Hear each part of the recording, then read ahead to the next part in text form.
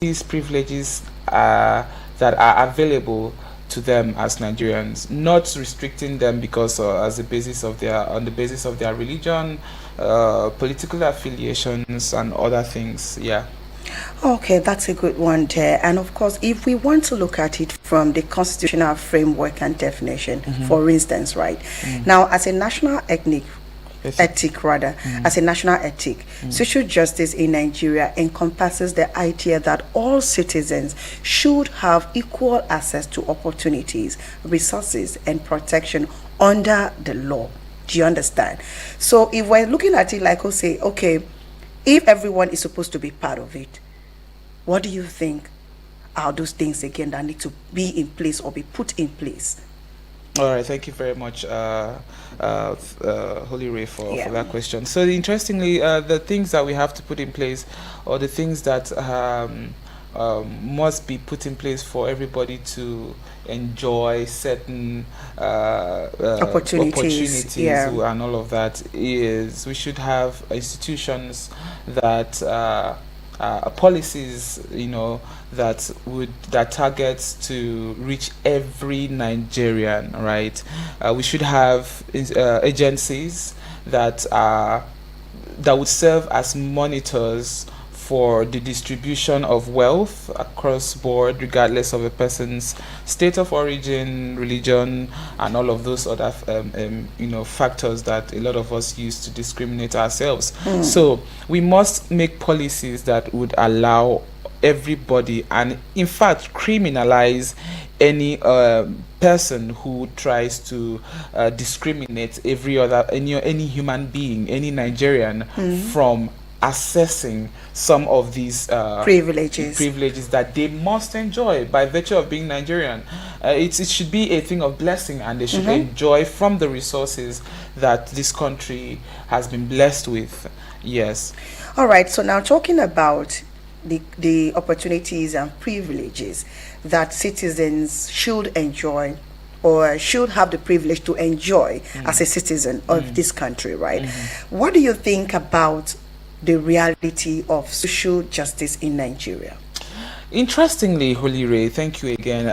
The reality of social justice in Nigeria as it is today is more of a thing found in black and white than you will see it daily in our lives. I love how you put that, black and white. Yeah. Okay. So it exists in paper, but even though we even have some kind of structures in our laws that that have been put in place to help make sure that the concept of social justice is met. But the sad reality is that many of us today do not imbibe or live by the value or follow this position right now. So the reality is that most sections of this country, most people from different religious or ethnic or political affiliations do not have the same access to certain things that others do have. There is a clear divide. There is a marginalization of a certain group of people, a certain ethnic group, a certain religious group, a certain political group from participating in some of the things they are meant to enjoy by being Nigerians. Some persons have been denied opportunities on the basis of these by these benchmarks that I've listed. So the reality is that as much as we have this in our constitution, but the reality is many people do not, or many institutions or agencies or employers or bodies do not seriously follow through with the precepts of this law, and and that brings me to saying something. This is not just something that an ideological movement or conversation, right? It is something that the Constitution provides for, and as such, it is the Constitution is the basis of our laws. So the Constitution provides for this thing, so it should be the reality. So I'm just going to chip in there that anybody who discriminates on the basis of religion, anybody who discriminates on the basis of ethnicity is violating the rule of law. Definitely is violating the rule of law, but not many of us know all of that. A lot of persons, a lot of all citizens in Nigeria, we just exist every day because we just have to go out and do our work and come back home. It's always been like that. Kamal, please come in. I'm definitely going to call your name right live on air like this. All right, guys. So Kamal, Sultan Kamal just walked in, and he's also one of our very, very loyal guests from the Generation for Societal Change, rather. Thank you. You're welcome, Kamal. Thank you. Thank you so much for coming late. Sorry for joining late. I mean, it was beyond me. I had an engagement just slightly before I came. You're welcome. Thank you. All right, so while you grab your breath a bit, we will continue the conversation. So like I was saying, you know, a lot of us just exist in Nigeria. It doesn't matter whether there is a law. Some persons don't even remember that we have a constitution that we are working with. So we just exist, live our everyday life like nothing happens, like nothing is bothering us, you know. But forgetting that as a nation, as one nation, whatever bothers you bothers me. Right. It's just like all of us, the entire world, Nigeria, are the ones that are mourning more. Talking about the passing on of our former president, Muhammadu Buhari. So we need to understand that as citizens, no matter what happens, in as much as you're a Nigerian, you are a Nigerian, you are a citizen, it will affect you in one way or the other. Now let's talk about systemic challenges. Right. What do you have to say about that? What do you think are those challenges that is really hitting us?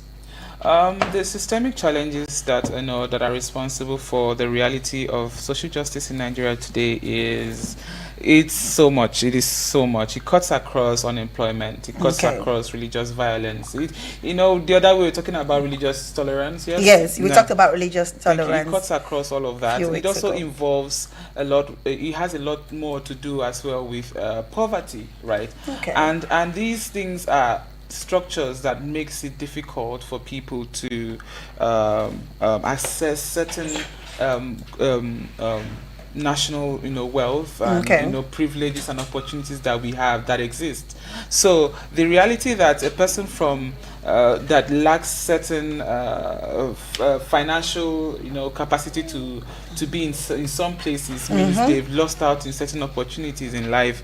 And so these, and then again we talk about corruption too. Yeah, we did. Corruption is something that affects social justice very seriously, right? The country we live in, we practice a democratic state and all of that. So it means that the people we have put our trust in the government, and as such, this trust has been, for want of a better word, been betrayed time and again.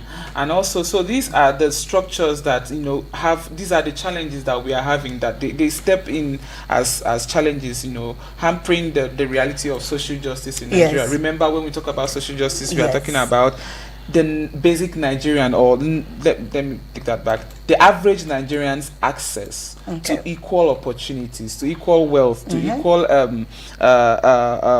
whatever privileges that exist that every other person should enjoy, regardless whether I'm a Christian or not, whether I'm from the same tribe with you or not. I should be able to have to have a share in the wealth that this country has been blessed with as a Nigerian. Thank you. All right, thank you so much for that, Joseph Ugu. Let's go and pay a quick bill, and when we come back after selling the market, we will keep up this conversation. Keep it locked in and don't touch that dial.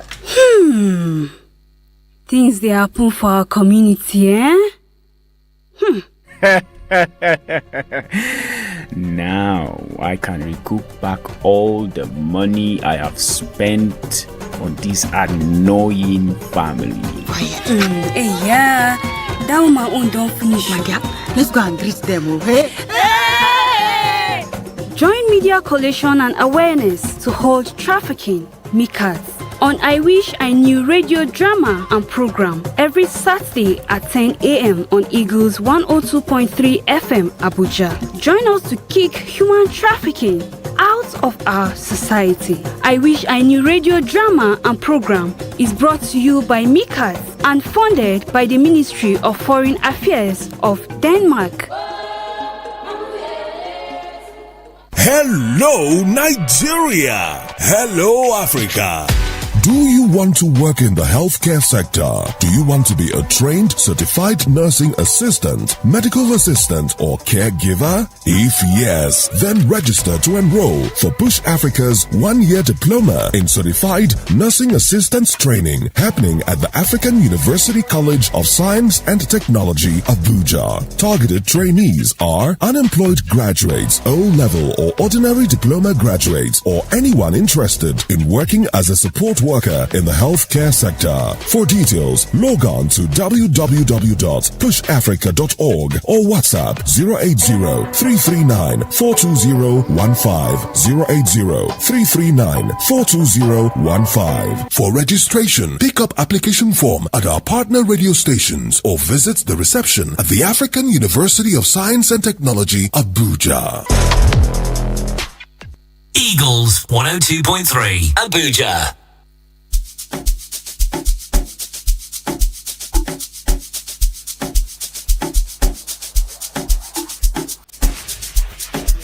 Welcome back. It's still Eagles 102.3 FM. Your radio experience you can count on. Holy Ray is right here in the studio.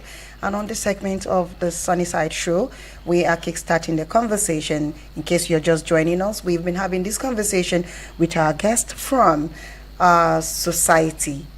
Generation for Society, Societal Change rather. Yeah. Generation for Societal Change. And I am not alone, okay? I am right here. Okay, Generation for Societal Change. Yeah. Okay, I promise not to make that mistake again. All right, so, and if you are joining us via the YouTube or Facebook, you will see that by my right, I have Joseph Ogo, still from the Generation for Societal Change. Welcome back to the second segment. Thank you. And then we have our very own, you know what I'm saying, called Sultan Kamal, who just arrived. I'm trying to manage my words so that I don't come and blow you on air. Holy Ray really wants to let the listeners know that I came late. Like, I'm so sorry. some grace, It's always, And I am always doing a it pleasure. on purpose. Yeah, You know, I see? agree. We can't be talking about ethics and values and not falling short of them. However, this should be an exceptional plea. I'm It's usually okay. not late. At all. Yeah. You're welcome, Sultan Kamal. My pleasure. All right, so today we are having a conversation about social justice as a national ethic in Nigeria. And we've looked at it from different dimensions. And we are still having this conversation. And in case you're just joining, you heard Joseph talked about the reality of social justice in Nigeria. He talked about the systemic challenges. And now I will move to Kamal, Sultan Kamal. Yes, ma'am. Now, we talked about several areas where Joseph here narrated how some citizens don't have the opportunity and privileges to enjoy what they are meant to enjoy as a citizen. Let's look at some of those root causes. Okay, thank you very much, Holy. It's fascinating as a nation, actually, given that we are very rich. And a lot of people would argue We are rich, oh. when I see rankings and Nigeria placed in one of the poorest countries in the world, I just laugh. Oh my basically, God. because the reflection of us that they have outside is actually not a reflection of us. Early in the At years, all. Nigeria. That giants of Africa. Exactly. You know, that kind of thing. Yeah. So where the giants can go? Exactly. And that giant, we weren't just nicknamed Giant of Africa all. because we are a huge nation or people of the nation are bigger than everybody. That wasn't it, actually. People saw the potential. People saw the system early in the years, and they saw how much of a potential we had as a nation to grow, basically. Unfortunately, few years in, or more than 60 years in now, and that's not the case. Now, one would have to wonder, why is this so? Why is the resources not reaching everybody? People complain. Some people at a certain part of the nation, even where the resources are still suffering poverty, they are still arguing that they have been segregated. They've not been carried along and that all left of behind. That. And it's quite unfortunate to see. Based on resources, we are vastly rich. Are we talking about lithium that powers the world now and is well sought after? We have deposits of lithium all around the country. Not to talk about crude oil. Crude oil is already known, but we have resources like californium. We have the likes of, which is actually very sorted too and have the potential. We have iron ore that is we have a lot. used We are for a lot of rich. industrialization. So the question now is, what are we doing wrong, right? Because we have the potential for this particular resources to reach everywhere. However, some of the root causes of social justice come because we are misallocating our funds to maybe places where we don't really It's not need supposed them, to right? be. So we don't look at the necessary aspect of it. Exactly. As a nation now, we should be going into our industrialization phase. Knowing that we have these resources in abundance, all we should be thinking about is how to industrialize our nation. Basically, refining these resources and making use of it, exporting some of it or the products that are made out of it, and making a lot of profit for us. But a lot of the times we are always focused on the petroleum. I feel like it's Quick an money. easy go, Quick money, money. and then we're not able to allocate resources where we need to allocate it. Another thing again is the misappropriation of these resources.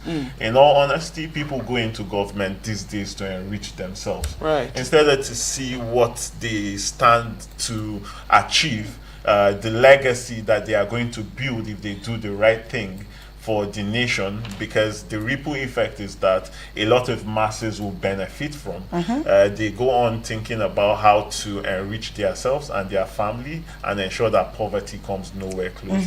Now, that is really unjust, and that's one of the root causes of the social injustice, because you get into position, you siphon funds and resources that do not belong to you, and that main concentration, making sure that the impact is felt all across. That's one of the root causes. Lastly, without much ado, it's corruption. I know what I had mentioned earlier is corruption, but corruption has to be buttressed because, in all honesty, what we do or what our leaders do in that sin is absolutely not. You see people giving themselves contracts that is meant to go to other places, and when they give themselves, they don't account for it because they actually are the people in position, and people do not know about this research. So that's corruption on a major front. Definitely. Or even if they even do that and then do the work, it's even better. It's Some even even better. just get the money that is meant for an entire And project, squander on another thing. that is going to have a ripple effect in ensuring that everybody feel the impact without any diversification of resources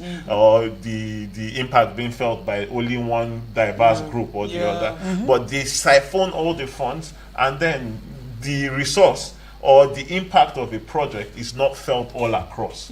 Now it's maybe felt by the immediate people close to your circle, a clan or an ethnic group or a religious group, and that's not just good at all. These are some of the root causes that have hampered our social justice in our community. People, as a result, are becoming less tolerative because some things happened just a week back. I mean, in terms of the late president, the demise and of our the president, demise of our ex-president, and the reactions we get from people.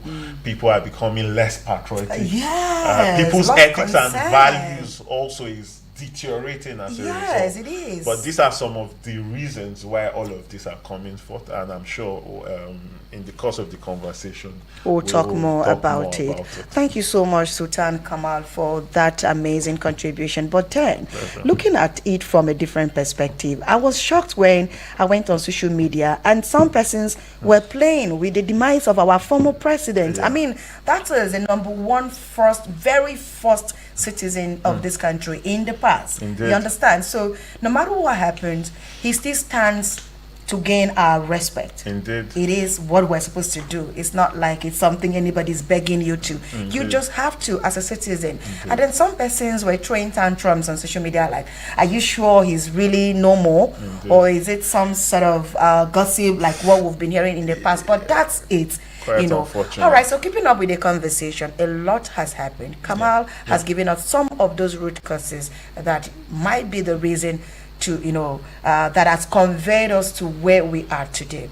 Now, I am going to open the phone lines in case you're listening to us and you want to join this conversation. You have something to add up to this conversation. But don't forget, no using of unprintable words and no hate speech. Just keep it clean, okay? Let's have a conversation that will change the entire nation and us as individuals.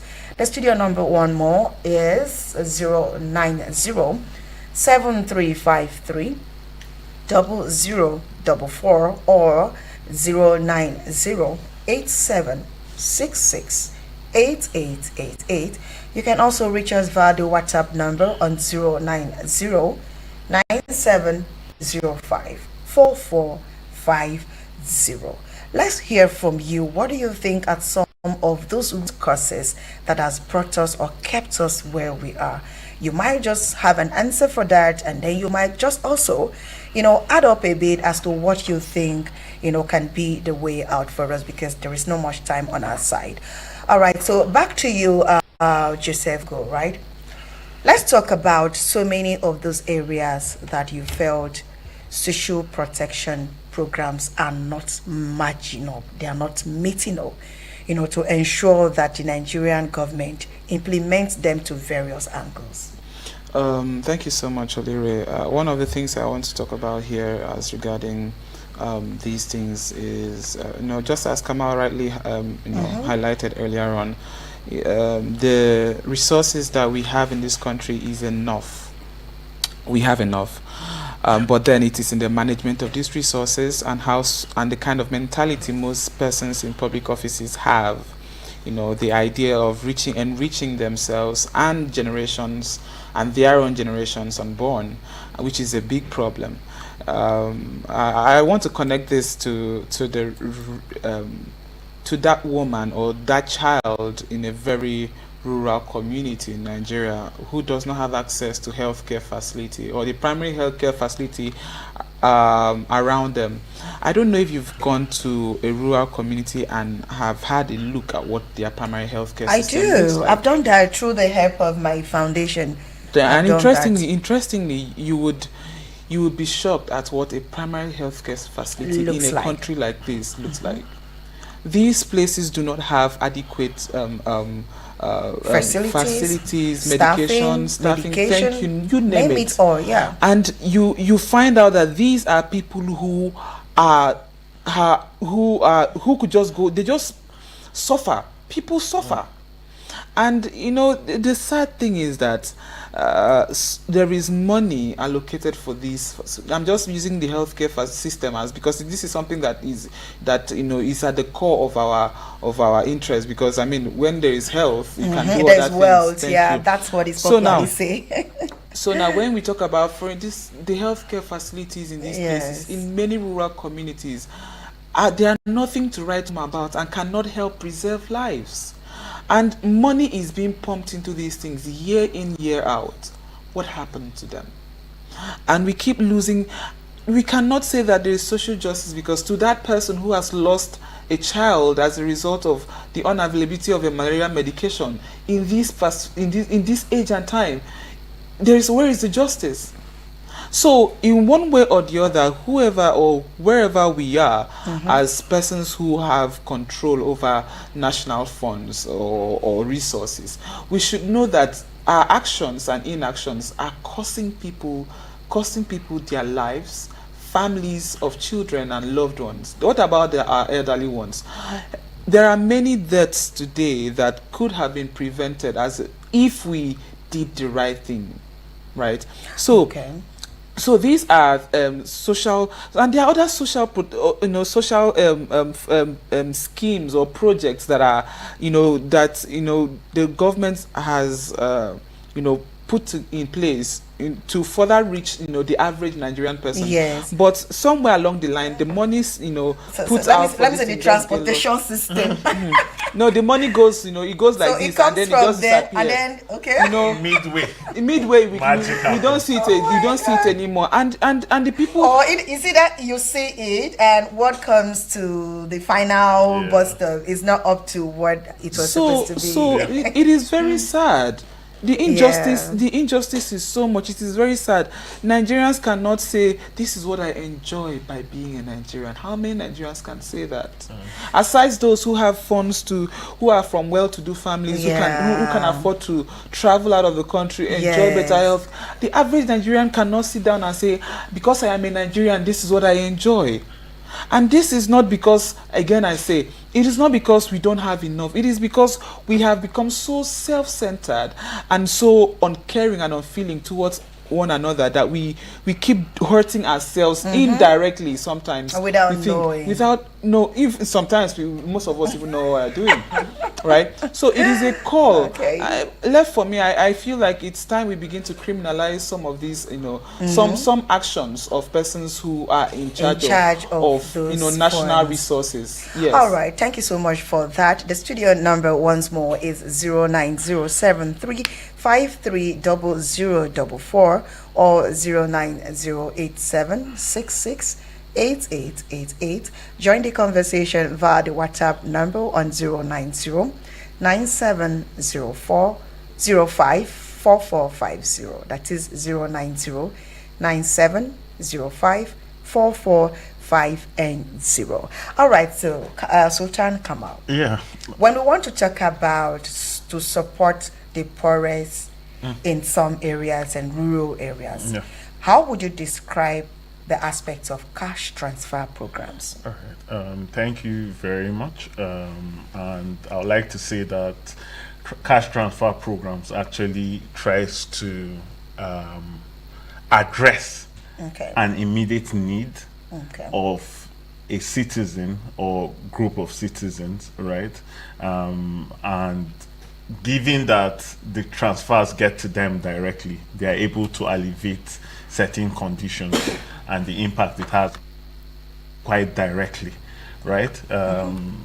And it then goes on to address the place of this whole hacking at the system halfway, just like you and Joseph had initially mentioned, where people hear about certain initiatives, but then it never gets to them. It never gets to them. So the cash transfer programs, especially, I've seen cash transfer program work diligently in a disaster management circle, where maybe there's a warning, an early warning that a disaster is going to befall someone or a particular location, and when the government hear this, they use interventions such as these cash transfer programs. They use the National Social Register to check for the vulnerable populations, go there, sensitize them, and give them certain amount of money just so that they can sustain them while they leave a certain location for a safe zone, so that the acute impact of the disaster is not felt, too much, right? And then when the disaster, maybe flooding, recedes, then they come back. Now, those kind of intervention programs, you see, is able to resolve a lot of things prior, because now it's the people in question that receive this kind of interventions, and they are able to prioritize their own safety, their own needs, their own immediate needs almost immediately. But if you give it to maybe systems and all of that, before it trickles down to the people in need, the whole funds might be diversified. So I feel like those kind of cash transfer programs are a way out to of play a vital yeah. role. All right, with that, I think you should just move straight ahead and talk to us about those key manifestations of social injustice. Okay, there are quite a number of it, and it's quite unfortunate that geography of a place actually plays a huge role in determining how you get access to certain infrastructures, certain services, and all of that. The rural-urban divide actually creates inequality. It creates a significant inequality. Just because I'm found in a rural setting, then healthcare facilities access becomes really challenging, right? And it's not supposed to be so. And that's why there's a disparity of health facilities. Now, I think there are various categories. There's a primary healthcare facility, secondary, and all of that, tertiary. And depending on the classes of this, regardless of what it is, there should be the minimal provision for some of these resources. It shouldn't be that because I live in a rural setting, there shouldn't be an LEA school for me to attend. There shouldn't be a primary healthcare facility for me to attend when I have needs for it. It shouldn't be that there's no road to the market. Right? All of these things are basic amenities that your location should never play a part in ensuring that you do not get these things, right? There should be that equity or equality, basically, in terms of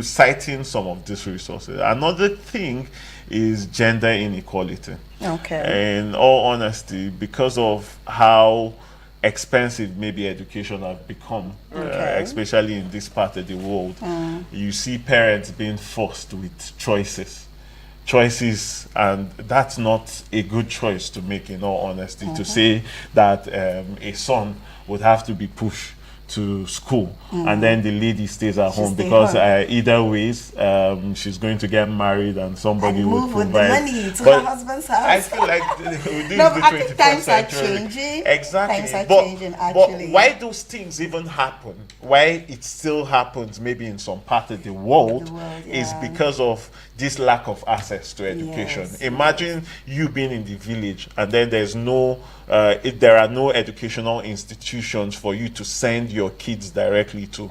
To send your child, you need to send him to the city. And now you're thinking, aside tuition fees, that is already expensive, you're thinking transportation, you're thinking house rent, you're thinking upkeep money. It becomes a cumbersome challenge for parents, because this much responsibility that you're putting on them doesn't even have to come in the first place. Because if these institutions were cited equally, maybe even within the rural settings or without any geographic disparity, then a child can easily be sent to school and then she knows that she's coming back home to eat, she's coming back home to sleep, and it's curtailing the excesses of a parent paying excessively.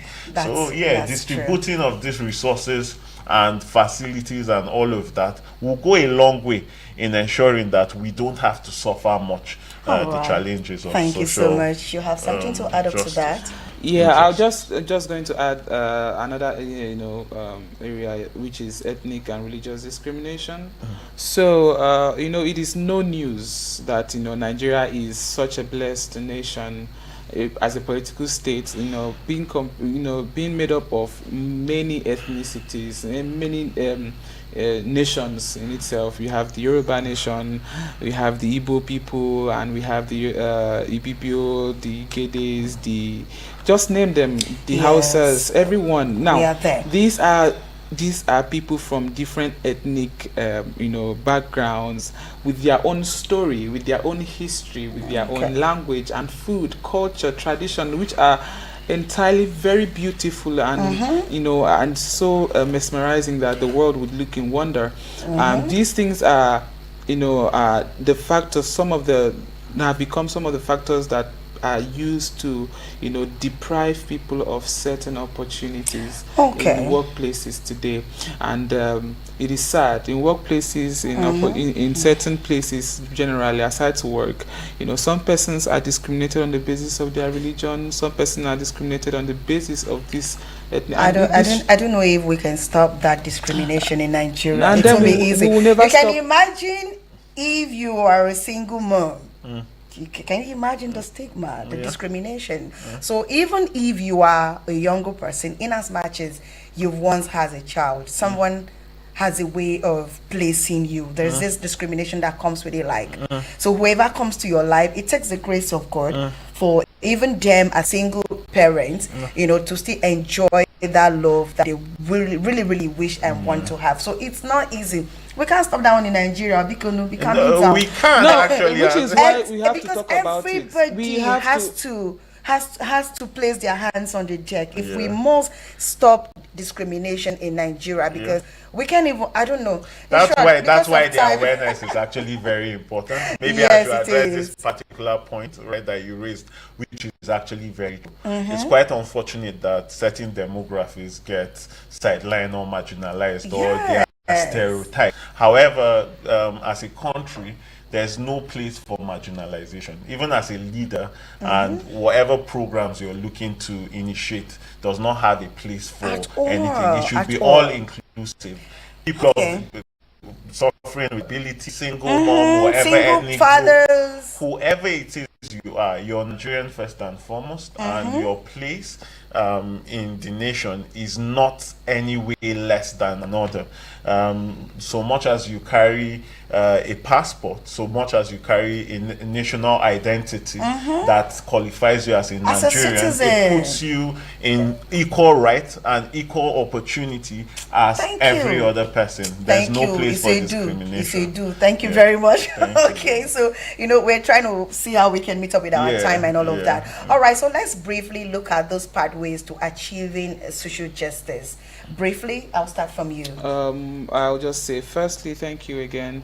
Firstly, we should look into institutional reforms, right? So we should strengthen our institutions to better ensure that there is a level of, an acceptable level of transparency and accountability, and all of these, in the policies that are made, in the follow up, policies that are made as well. The monitoring of these institutions too. We should have reforms in this area, because we have laws. That's not the problem. There are laws already, but we should reform most of these sectors to better manage this situation. Thank you. You have something to add up? Yeah, basically it comes from a place of economic diversification. We have been over-reliant on crude oil in this nation, and it has ensured that there's no equality basically all across the nation. There are people who have stronghold resources. Let's say, for instance, in some part of Nigeria, the soil is fertile enough for us to till and plant and yield enormous result. Agriculture is a major economic booster.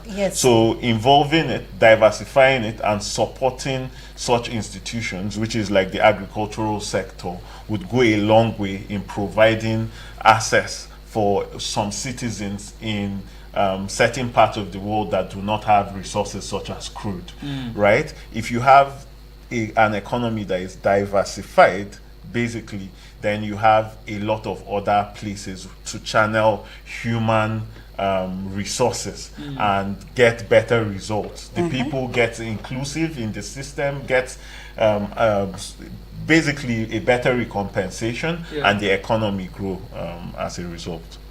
All right, thank you so much. Final note, a very, very quick one from you, and a final note from you. 20 seconds. All right, finally, I want us to just have it in mind that social justice starts when we begin to do what we can do from where we are and with the people that are, that we interact with. Start it from your basic family settings, in your business place.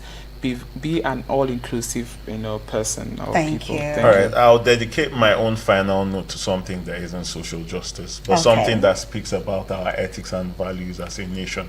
It was saddening to see a national leader who has led us for long, being treated as if though he hadn't had an impact at all. Regardless of what the outcomes of leadership might have been, it speaks volumes about our ethics and values, how we treat the loss of someone of that Especially magnitude. a senior citizen. A senior citizen who has family, who has relatives, who have associates. I mean, do we really think of what it would take? Imagine an outsider seeing how we treat our own, someone who is also a first citizen, and know that we do not treat with so much respect. We do not treat. How do you expect an outsider to now treat us? Yeah. Basically, nobody would want to invest in a nation without an ethics and values system basically in check. So we have to do a lot more in ensuring that our image is not damaged, regardless of the emotions that might be running through us. Thank you very much. And in case you're just tuning in, this is Eagles 102.3 FM Abuja. And today, Holy Ray is joined by my guests, Ugo Joseph and Sultan Kamal from Generation for Societal Change. And today on the show, we have been having a conversation rather about social justice as a national ethic in Nigeria, and we looked at it from various dimension and perspective, and we encourage you to make sure that you imbibe all of that. And we know that social justice as a national ethic in Nigeria represent both an aspiration and constitutional mandate. While the principle is well established in law, its practical implementation faces significant changes in corruption. Yes, we can talk about Nigeria without mentioning corruption, poor governance, and systemic inequality. Achieving genuine social justice requires sustained commitment to institutional reform, transparent governance, and policies that prioritize the welfare of all citizens, particularly the most vulnerable. The gap between constitutional ideals lived reality underscores the urgent need for comprehensive reforms to make a social justice a tangible experience for all Nigerians. So thank you so much for coming on the show. Thank you. I'll see you next week. You better don't leave me alone again. All right, so see you at the 1 o'clock. It's already 1 o'clock. So it is officially the Eagles Oldies, where you will have to call me and send in your request for your way back song that you wish to listen to. Keep it locked in. It's Eagles 102.3 FM Abuja. Eagles 102.3 Abuja.